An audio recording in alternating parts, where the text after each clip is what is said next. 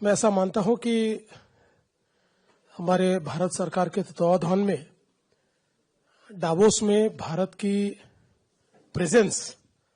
ये बहुत अच्छे तरीके से रजिस्टर हो रही है और अलग अलग 10 राज्य ये जो हमारी एक प्रकार से कोऑपरेटिव फेडरलिज्म और कॉम्पिटिटिव फेडरलिज्म ये जो स्पिरिट प्रधानमंत्री जी ने हमको दिया है उस स्पिरिट के तहत हम सब लोग यहाँ पर अपना प्रेजेंस रख रहे हैं। और मैं ऐसा मानता हूं कि डावोस एक ऐसी जगह है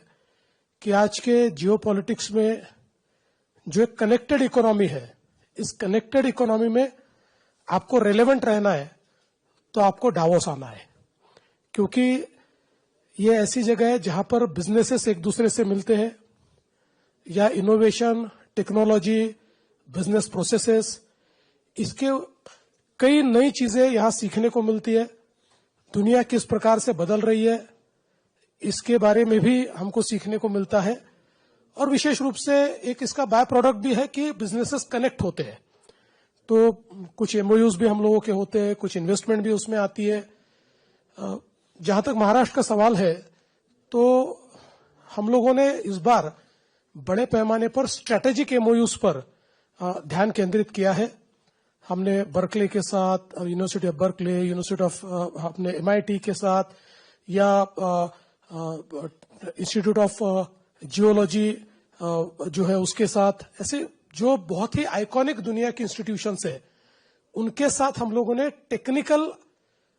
और स्ट्रेटेजिक एमओयूज किए हैं इस बार, कि जिसके कारण हम नॉलेज और टेक्नोलॉजी दोनों अपने देश में ले जा सकते हैं, अपने स्टेट में ले जा सकते हैं और एक इकोसिस्टम हम लोग खड़ा कर सकते हैं। आज हम लोगों ने मेडटेक के ऊपर एक बड़ा संवाद किया महाराष्ट्र के पैवेलियन में और वहां पर बहुत अच्छे लोग मेडटेक के क्षेत्र से आए थे और जो एमआईटी लैब है उसके साथ हम लोग मेडटेक के क्षेत्र में नए एंटरप्रेन्योर्स तैयार करने के लिए एक बहुत बड़ा इनिशिएटिव ले रहे हैं। तो मैं ऐसा कहना चाहता हूं कि यहाँ पर जो एक प्रधानमंत्री जी हम सभी को आने की जो परमिशन देते हैं, हमको भेजते हैं, यहाँ जो डेलीगेशन आता है, इस डेलीगेशन के कारण एक प्रकार से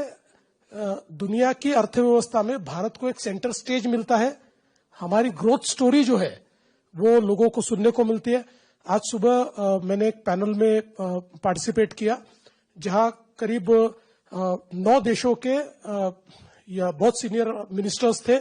या वहां के प्रधान थे, ऐसे सारे बड़े लोग थे। और ये एक प्रकार से जो हमने डिजिटल पब्लिक इंफ्रास्ट्रक्चर तैयार किया है उसको अब नेक्स्ट जनरेशन गाउटेक में हम कैसे उसको चेंज कर सकते हैं, इसके ऊपर ये सेमिनार था। और यहां पर जब भारत की स्टोरी मैंने डीपीआई की बताई तो बहुत इंप्रेसिव थी, लोगों को बड़ा वो सुनकर अच्छा लगा। और ब्राजील ने तो ये कहा कि हम लोगों ने यूपीआई से ही